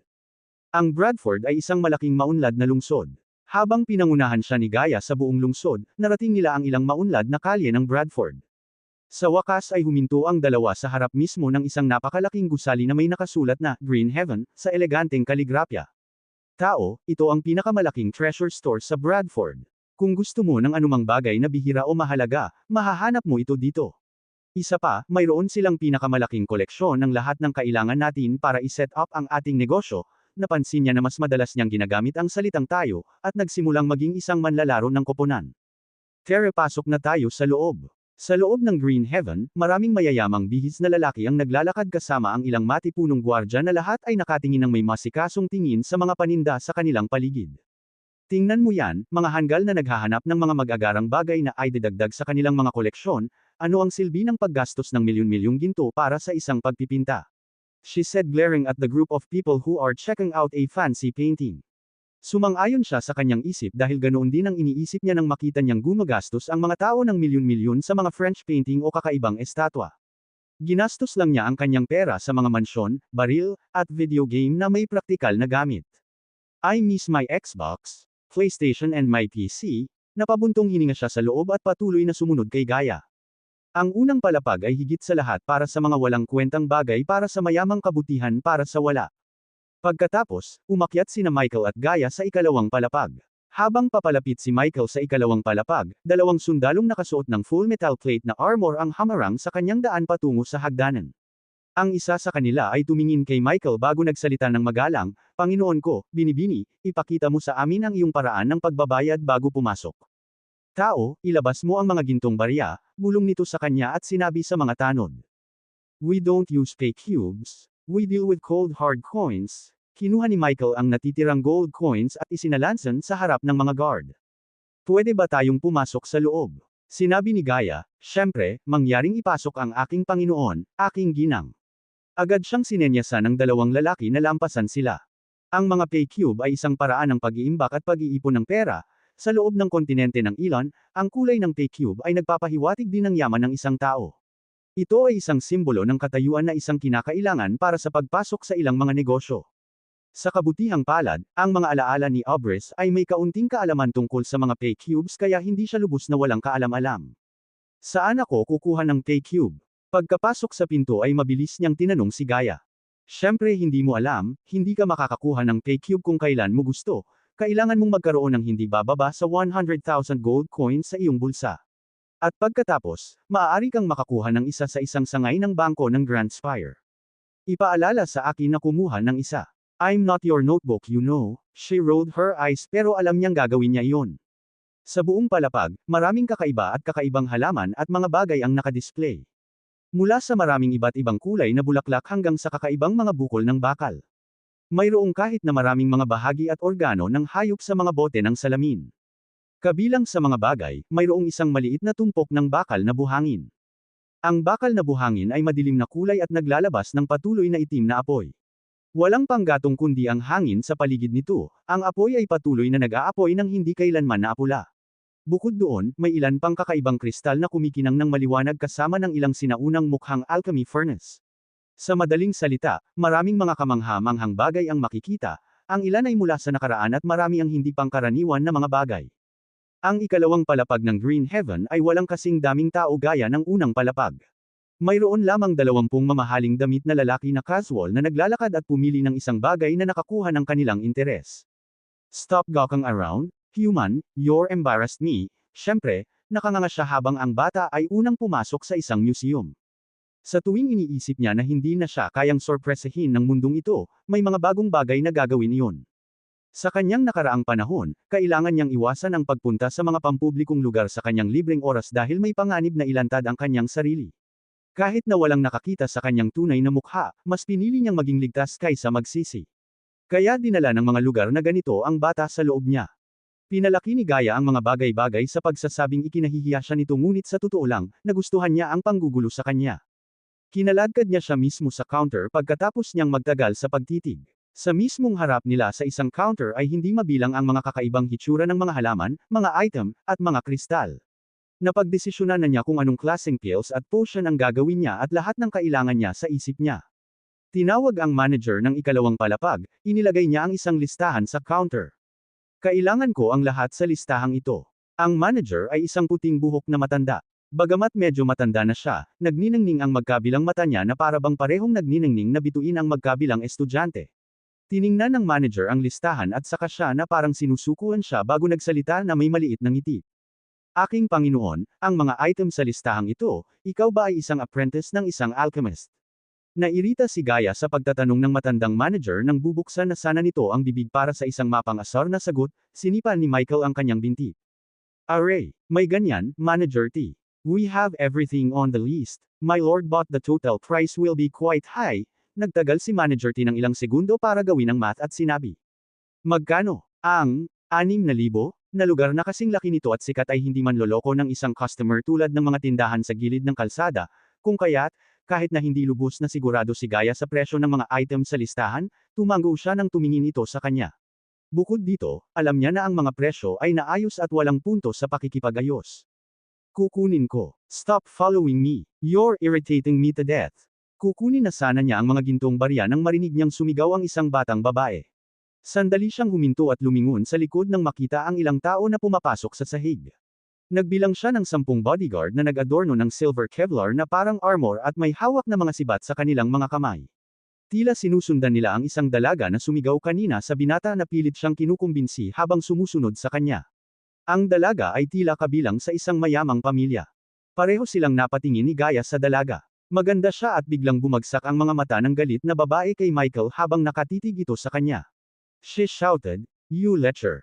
Anong tinitingin-tingin mo?" Nagulat si Michael nang magdesisyon ang dalaga na ilabas ang galit sa kanya. Bagamat ang batang babae ay tila nasa body refining stage 3, ang mga bantay sa paligid niya ay nasa body strengthening stage 2 at 3 na nagpapahiwatig ng makapangyarihang background ng mayabang na babaeng ito. Kaya naman, nagpasya siyang huwag pansinin ito sa halip na magsabi ng isang bagay na maaaring magdulot ng hindi kinakailangang problema. Anong meron sa akin at sa mga galit na babae? Hindi niya pinansin ang dalaga at ibinalik ang tingin sa manager. Tiningnan naman ni Gaia ang dalaga mula sa itaas hanggang sa ibaba at nang mapansin ang simbolo ng mga gwardya sa dibdib ay mabilis itong lumingon. Ngunit nang mapansin ng dalaga na hindi niya ito pinapansin nang hindi nagpapakita ng kahit anong emosyon, lalo itong nagalit at sinigawan siya ng, "Bastos ka, no point of turn your head now, I saw you gawking at me, hindi ka ba nakakita ng magandang babae kanina?"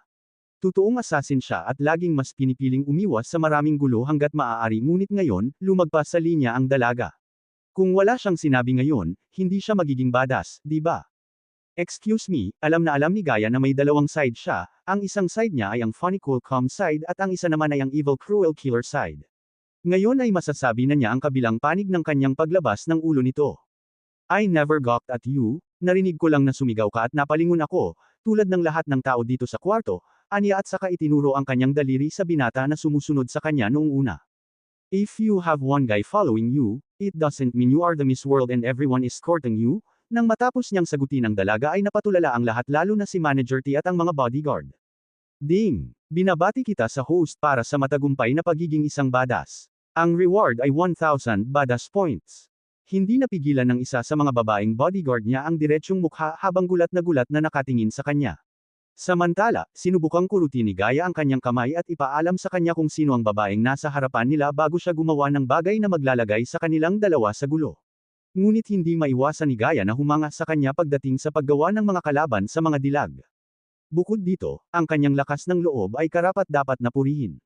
Hindi maraming tao ang maaaring maglakas loob na magsalita sa ganoong paraan sa harap ng pinaka-hindi makatwiran at mapagmataas na babae sa Bradford. Tinitigan siya ng dalaga gamit ang mabangis na mga mata. Pagkatapos ay sinabi niya, kilala mo ba kung sino ako? Gaya ng nakikita mo, wala ako sa magandang mood ngayon. Matutulungan kita sa pagtanggal ng iyong mga buto, kung gusto mo. Bitch is trying to get herself killed, pagmumura ni Gaia sa dalaga sa isip at palihim na hinawakan ang kamay ni Michael. Look, Lady Jane, daughter of Baron Tot-Ankh, the last part was unnecessary but Gaia used it to reveal the identity of the girl to Michael. Halatang gulat na gulat siya at nagmura sa swerte niya pero hindi siya atras dahil huli na ang lahat para umatras ng hindi nakikitang duwag. Nagulat ang batang lalaki na sumunod sa babae. Naalala niya na ang babaeng ito si Jane Tot-Ankh ang pinakamalaking takot sa Bradford. Dati na siyang binugbog ng babaeng ito dahil sa pagmamahal nito sa kanya. Napakatindi ng pambubugbog kaya inabot siya ng halos 1 linggo bago bumangon sa kanyang kama. Kung wala ang pagkakakilanlan ng iyong ama bilang Baron, isa ka lang na babae na masyadong mataas ang tingin sa sarili. Ngayon pasensya na, nilingon ni Michael si Manager T na gusto niyang umalis sa lugar na ito sa lalong madaling panahon. Natatakot si Michael na kung magsalita siya ng sobra, bugbugin siya nito. Namula ang mukha ni Jane sa galit at parang sasampalin siya at bibigyan siya ng isang malakas na palo. Ayon sa mga narinig ni Gaia, ang dalaga ay may mahusay na kakayahan sa pakikipaglaban kahit na siya ay napakabata. Madali niyang matatalo ang isang normal na body refining stage level 5 cultivator dahil sa malalakas na spells at fighting techniques na natutunan niya. Gayunpaman, alam ni Gaia na malayo sa normal si Ghost at hindi lang niya ito kayang patayin kundi pati na rin ang mga bodyguard nito. Hahaha, humagalpak ng tawa ang dalaga, I can't wait to see how are you going to talk when my guards knock out all your teeth, sabi niya kay Michael at tumingin sa mga guards niya, I want to see him beg for mercy, as for his whore, throw her out of my store. Whore, tao, patayin mo sila. Nang marinig ng batang babae na tinawag si Gaia na isang patutot, nawala ang lahat ng pangangatuwiran ni Gaia. Kung ikukumpara sa isang prinsesa at isang kahangahangang katulad niya, paano kaya ang isang babaeng tulad ni Jane, isang anak ng isang baron, ay iniinsulto siya ng ganito sa harap ng lahat ng mga taong ito? Tumigil ka. Itinaas ni Michael ang kanyang kamay at sinabi habang pinipigilan ng mga gwardya ang kanilang paggalaw. Don't tell me Ma'am Alamos ka ng ganyan, sabay taas ng ulo ni Jane, at mayabang na tumingin sa kanya. Bakit hindi natin dalhin ang laban na ito sa labas? Dahil hindi maiiwasan ang laban, gusto niyang gawin ang pinakamahusay dito. Kung lumaban siya sa loob dito, 20 lang ang makakakita, pero kung lumaban siya sa labas, mas maraming tao ang makakakita sa kanya, kaya mas maraming badass points. Kahit alam niyang makakaranas siya ng masamang kahihinatnan dahil sa asong ito, hindi niya maiwasang matuwa sa pag-iisip tungkol sa mga badass points na aanihin niya sa laban na ito. Sa ilang sandali, ang batang babae at ang mga bodyguard ay nagmistulang isang grupo ng mga tupa na naglalakad patungo sa leon na walang ideya sa patayan na magaganap. Alam ni Gaia na walang makakapigil sa kanya ngayon habang tinatakpan ni Jane ang kanyang kapalaran sa kanyang bibig. Why did you have to provoke her? You're really a big deal in Bradford. But, you messed with a wrong human. Isang ideya ang sumagi sa isip ni Jane habang nakatingin sa mayabang na mukha ng batang nakatayo sa kanyang harapan. Mabuti naman, kung gusto mong makita ng buong lungsod na binubugbog ka ng mga gwardya ko, sige na, walang pag-aalinlangan niyang sinabi ang mga salitang ito. Siya ay malinaw na isang napakatapang na babae. Miss. Hinatak ng isa sa mga babaeng bodyguard ni Jane ang manggas niya sa pagtatangkang pigilan siya. Hindi alam ng babaeng gwardya kung ano ang motibasyon ni Jane para makipagkulitan sa binata ngunit sa pagtingin sa itim nitong suot, tila naalala niya ang isang taong tinatawag na Ghost na minassacre ang buong Blood and Bone sect at pumatay sa sect master na si Ralphie. Nabalitaan din ng babaeng gwardya na nakasuot si Ghost ng full black outfit na tila kakaiba tulad ng suot ng binata noon.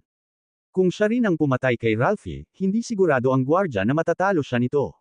Isa pa, kung totoo ang narinig niyang nangyari sa kompetisyon sa Gate ng Heaven, isa siyang kababalaghan at napaka-unpredictable ng mga kababalaghan.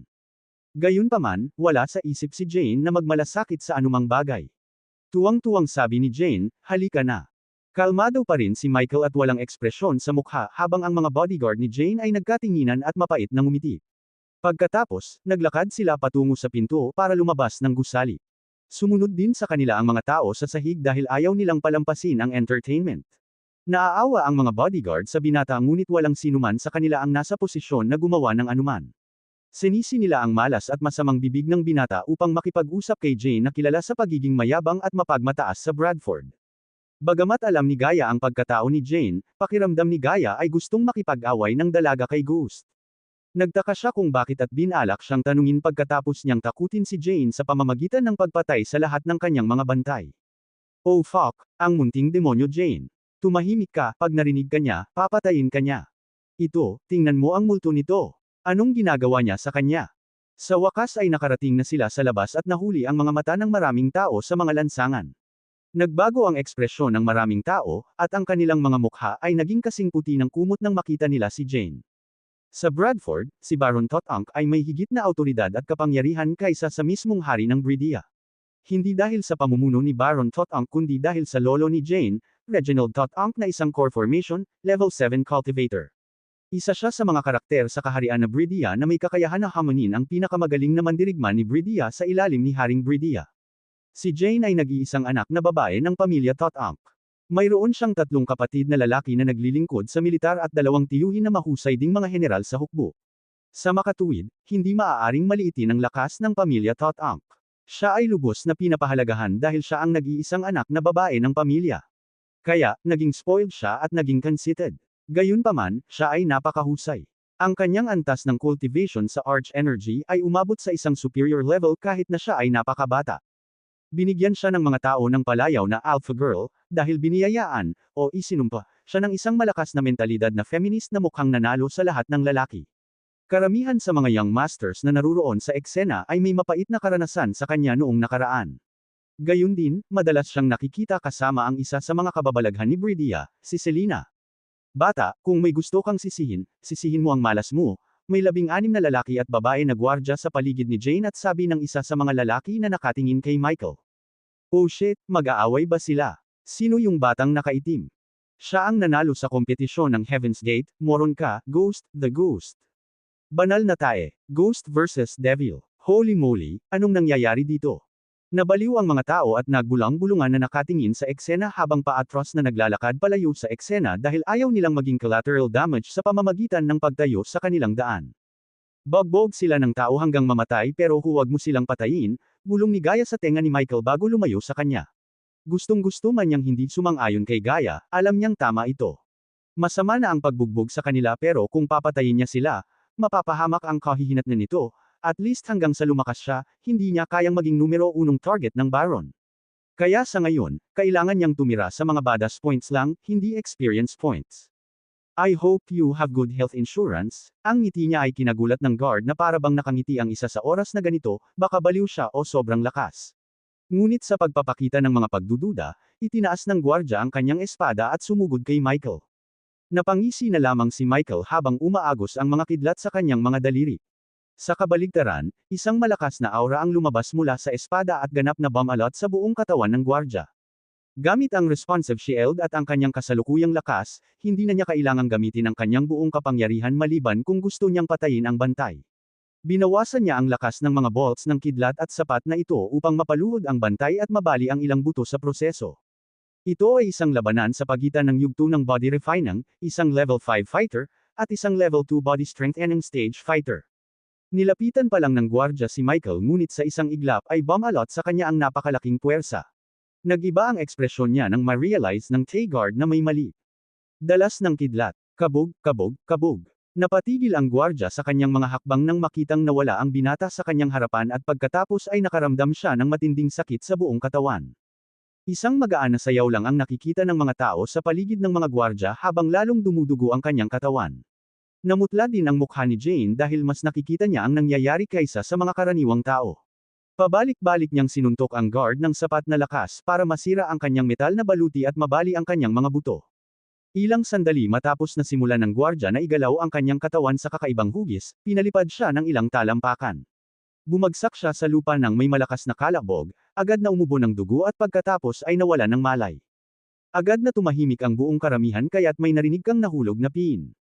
Napataas ang kilay ni Gaya na nakatingin sa mga dagwang buto na lumalabas sa katawan ng gwardya. Ngayon, sasayaw tayo. Pinisil ni Michael ang kanyang pulso nang tumalsik sa lupa ang dugo ng gwardya. Boom! Ang level 5 body refining power ni Michael ay nailabas sa buong potensyal nito, na ikinamangha ng lahat sa karamihan. Paano ito posible? Lahat ay nakatitig sa kanya ng dilat at hindi makapaniwala, blanko ang kanilang isip sa nakita. Paano matatalo ng isang batang manlalaban sa yugto ng pagpino ng katawan ng isang mandirigma sa yugto ng pagpapalakas ng katawan? Tuldok, kuwit. Bakas sa mukha ni Jane ang pagkagulat at pagkalito dahil halos hindi siya makapaniwala sa nangyari. Ang mas mahirap para sa kanya na tanggapin ay ilang araw na lang mula nang sumabak siya sa Heaven's Gate competition bilang Formation Stage Cultivator. Paano niya naabot ang level 5 ng body refining stage sa sobrang nakakatakot na bilis? Imposible. It's utterly impossible, ungol ni Jane ngunit mabilis niyang itinago ang kanyang pagkagulat at sinigawan ang natitirang mga gwardya. Ano pang hinihintay mo? Go! Humakbang pasulong ang iba pang mga gwardya at pinalibutan siya. I suggest you all attack together. Pang-iinis na sabi ni Michael. Hindi na siya nagulat sa kanilang pagsasama-sama. Ito ay isang mabubuhay at tamang diskarte upang makitungo sa isang taong kasing lakas ng kanyang sarili. Ngunit dahil sa responsive shield, wala siyang takot sa mga guard. Wow! Tingnan mo siya, parang ang cool niya at kalmado. Sa tingin ko nakilala ni Jane ang kanyang kapareha. Let's wait and see. I can't believe na kaya niyang talunin ang lahat ng guards, total body refining stage cultivator lang naman siya. Nagsimulang magbulungan ang mga nanunood sa kanilang mga sarili habang nakatingin sa eksena habang ang sunod-sunod na tunog ng beep ay umalangaw-ngaw sa isip ni Michael. Ding! Binabati kita sa host para sa matagumpay na pagiging isang badass. Ang reward ay 200 badass points. Ding! Binabati kita sa host para sa matagumpay na pagiging isang badass. Ang reward ay 200 badass points. Ding! Binabati kita sa host para sa matagumpay na pagiging isang badass. Ang reward ay 200 badass points. Tuldok. Gayunpaman, sa halip na simulan ang pag-atake kay Michael, binigyan nila ang nasugatan na gwardya ng isang hilangpil at pagkatapos ay itinuon ang kanilang mabangis na mga mata sa kanya, handang sumunggab sa kanya. Ang isa sa kanila ay isang makapangyarihang babae na pinakamagaling sa iba pang mga gwardya, sa level 4 ng body strengthening stage. Siya ang personal na tagapag-alaga ni Jane, at labis siyang nagalit nang makita ang mabibigat na pinsala ng kanyang kaibigan pati na rin ng kanyang kasamahan. System, magkano para sa pag-upgrade ng Responsive Shield sa susunod na level? Ang Level 3 Responsive Shield ay magagawang harangan ang lahat ng pag-atake ng o sa ilalim ng Body Strengthening Stage Level 6. Ang halaga ng pag-upgrade ay magiging 9,000 badass points. Ito ay isang malaking tumalon sa gastos sa pag-upgrade dahil ito ay nagkakahalaga lamang sa kanya ng 1,500 puntos upang i-upgrade ang kalasag mula sa antas 1 hanggang sa antas 2. Gayunpaman, upang mag-upgrade sa antas 3, kailangan niyang magbayad ng 9,000 puntos, at gayon din, ang epekto ng kalasag ay tataas lamang sa 4 na antas ng paglilinang. Dati nagawa nitong protektahan siya mula sa mga pag-atake ng Body Strengthening Stage Level 2 at ngayon, sa Level 3, mapoprotektahan siya nito mula sa mga pag-atake ng Body Straightening Stage, Level 6. Upgrade the Shield System. I don't want to underestimate my enemies or overestimate myself. Napakarami niyang nilalaro na RPG games at pelikula para malaman kung ano ang mangyayari kapag overestimate mo ang iyong sarili o minamaliit ang kalaban sa isang laban. Dahil dito at sa kanyang gut feeling, mabilis niyang in-upgrade ang shield at lumabas sa system para patuloy na umani ng mga badass points mula sa laban na ito nang walang anumang pag-aalala. Lumuhad ka at humingi ng tawad ngayon. Galit na sigaw ng babae sa kanya nang lumabas siya sa sistema. Malamig ang tono ng boses niya, at para siyang nauubusan ng dugo. Marami sa mga tao sa karamihan ang nagulat. Hindi nila inaasahan. Binugbog ni Michael ang gwardya hanggang mamatay. Kailangan niyang gumamit ng pambihirang kapangyarihan para makamit ang gayong tagumpay. Ngayon lahat ng mata ay automatikong nabaling sa babaeng gwardya at kay Michael. Si Michael, gayunpaman, ay ngumisi lang sa babae. I'll give you the same offer, kneel down and apologize. I might leave a few bones in your bodies unbroken, napalitan ng malamig na scowl ang ngiti nito sa labi. Hingal, lahat ng tao sa karamihan ay natakot sa kanyang saloobin. Kahit na nakita na ng ilan sa kanila ang kaya niyang gawin sa Heaven's Gate competition, hindi pa rin sila makapaniwala na kaya niyang talunin ang isang makapangyarihang mandirigma tulad nitong babaeng nasa harapan niya. Tuldok kuwit. Lalong galit ang mga guard ngayon at nanginginig na sa galit si Jane. Isa lang sa kanila ang nanatili sa tabi ni Jane, na pinipigilan siyang makipag-away kay Michael. Ang iba ay humakbang pasulong at pinakawalan ng kanilang malalakas na espada, lahat ay sabay-sabay na umaakyat patungo sa kanya. Isang grupo ng mga leon ang bumangga na ngayon sa isang kuneho at tanging si Gaia lang ang nakakaalam kung sino ang leon at kuneho sa eksenang ito. Alam din nilang lahat na ang kanyang lakas ay hindi dapat maliitin, kaya bawat isa ay gumagamit ng kanilang pinakamalakas na galaw upang kabkuban siya. Gayunpaman, nanatili siyang kalmado at hindi man lang natatakot sa paparating na pag-atake. Mayroon siyang lahat ng posibleng hakbang sa kanyang arsenal upang labanan ang mga bastard na ito. Halimbawa, maaari lang niyang gamitin ang Ignitia at madaling alisin ang ilan sa mga manlalaban na ito ng walang labis na pagsisikap. Gayunpaman, hindi niya piniling gumamit ng mga kidlat. Sa halip, tinapakan niya ang lupa ng lumipad at damapo sa kanyang kamay ang espada na dating hawak ng gwardya. Agad siyang tumakbo patungo sa mga guard na papalapit sa kanya. Dalas ng kidlat. Obviously, wala siyang pakialam sa kasarian pagdating sa labanan. Sa bawat pag-indayog ng kanyang espada, maayos at tumpak ang kanyang mga hiwa. Laking gulat ng buong pulutong sa eksenang nangyayari na halos hindi sila makakurap. Hindi makita ng marami ang nangyayari, kasama na ang mga tanod dahil sa bilis ng kanyang mga galaw. Sa puntong ito, unti-unting lumalamig ang hangin sa kanilang paligid, na parabang may misteryosong sumasapit sa kanila. Ngunit wala pa sa kanila ang nakapansin nito. Si Jane ay nabulag na ngayon sa galit, at ang kanyang mukha ay naging maliwanag na pula. Siya ay halos namumuno kay Bradford at lahat ay manganginig sa kanyang harapan, ngunit ngayon, ang kanyang sariling mga gwardya ay isa-isang binubugbog hanggang mamatay. Bukod dito, ang kanyang mga gwardya ay nagpupumilit na maabot ang isang suntok. Ding! Binabati kita sa host para sa matagumpay na pagiging isang badass. Ang reward ay 400 badass points. Ding! Binabati kita sa host para sa matagumpay na pagiging isang badass. Ang reward ay 500 badass points. Ding! Binabati kita sa host para sa matagumpay na pagiging isang badass. Ang reward ay 300 badass points. Tuldok. Iniwan ni Michael ang pangunahing babaeng bantay na humiling sa kanya na lumuhad mag-isa para sa disyerto at bugbugin lamang ang iba. Nang makitang isa-isang nahuhulog ang kanyang mga kasamahan at kaibigan na naliligo sa sarili nilang dugo, tumindi ang kanyang mamamatay tao na aura. Ikaw na piraso ng dumi. Babaliin ko ang iyong mga buto gamit ang aking mga kamay. Mamamatay ka ngayon. Isinumpo ang guard nang i-deactivate ni Michael ang lightning dash. Sa paligid niya, ang mga gwardya ay nagsinungaling sa lupa sa kanilang sariling pool ng dugo.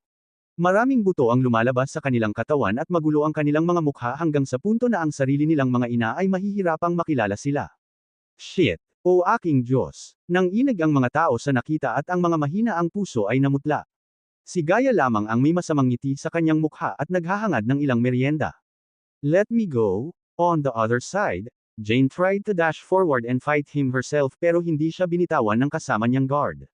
Miss Jane, I don't think you can defeat him. Hell, I doubt even Maria could defeat him.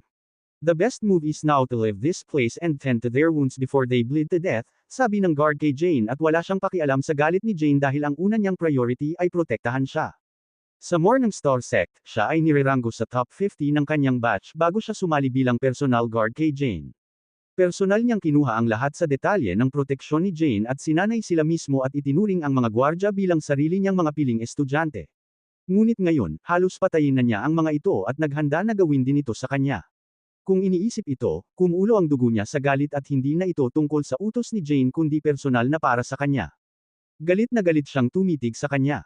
Katulad ng ginawa mo sa kanila, babaliin ko lahat ng buto mo at maliligaw ako sa dugo mo. Siya snap. Kasunod ng kanyang sinabi, isang lumilipad na espada ang lumitaw sa kanyang harapan. Ang mabangis na liwanag ng espada ay lumitaw na parang apoy at napapikit sandali ang mga tao sa ningning nito. Ang liwanag ng espada ay parang isang napakalakas na bagyo na sumugod ng mabangis patungo kay Michael. Ito ay lampas sa kanyang antas ng pagtitiis. Hindi na kailangang magparaya pa. Gusto siyang talunin ng babaeng gwardya sa anumang paraan na kailangan habang ang karamihan ng mga nanunood ay lumunok ng malamig na hangin, ang kanilang mga mukha ay mukhang malungkot. Ang sword technique na ito, maaari ba itong Sunflare art ng Morningstar sect? Ito ay masyadong malakas, tulad ng momentum, ang discarding ito ay malinaw na naglalaman ng mabigat na sword wheel. She's really infuriated. By using such a potent attack, she obviously wants him dead no matter what. Talagang makapangyarihan ang sekta ng Morningstar. Maraming tao sa gitna ng karamihan ang nakaramdam ng lamig na nagpamanhid sa kanilang ulo. Maging si Gaia ay napakunot ang noo nang mapansin niya ang nakakatakot na aura na pinaliliwanag ng espada. Sa kabilang banda, si Michael ay nakasuot pa rin ng isang matahimik na ekspresyon, na nakaharap sa kung ano ang darating ng mahinahon. Gaano man kalakas o kaganda ang spell, siya ay isa lamang sa level 4 ng body strength and ng cultivator. Sirain mo siya, Maria. Sigaw ni Jane habang sinusundan ng mga tanod si Michael na walang balak na igalaw ang katawan. Boom! Nagkaroon ng malakas na banggaan habang ang espada ay nakipagsagupaan sa responsive shield. Ang afterwaves na ginawa ng sagupaan ay tumawid sa lugar at nagtulak sa maraming tao sa lupa pati na rin nabasag ang ilang salamin na bintana sa kanilang paligid. Ang mga tao ay tumitig sa takot habang si Gaia ay bumulong-bulong. Napakalakas talaga ng bastos na ito. Ding! Binabati kita sa host para sa matagumpay na pagiging isang badass. Ang reward ay 900 badass points. Ding! Binabati kita sa host para sa matagumpay na pagiging isang badass. Ang reward ay 1,000 badass points. Ding! Binabati kita sa host para sa matagumpay na pagiging isang badass. Ang reward ay 800 badass points.